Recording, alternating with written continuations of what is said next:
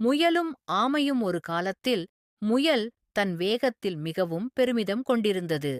அது மெதுவாக நகரும் ஆமையை அடிக்கடி கிண்டல் பார்த்தது.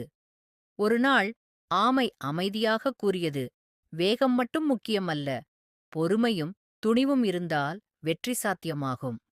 முயல் சிரித்துக் கூறியது, விரைந்து ஓடுவதுதான் முக்கியம். இதனால் அது ஆமையை ஓட்டப்போட்டிக்கு ஏற்படுத்தியது.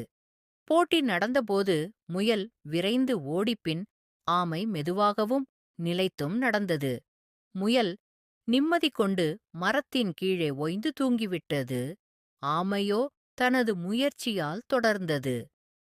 இறுதியில் ஓய்ந்த முயல் தூங்கியிருக்கும்போது ஆமை நிதானமாக முடிவுக்கு வந்து வெற்றி பெற்றது.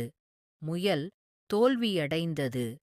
இக்கதையின் போதனை: நிதானமும் துணிவும் வெற்றியின் இருக்கும் வழி.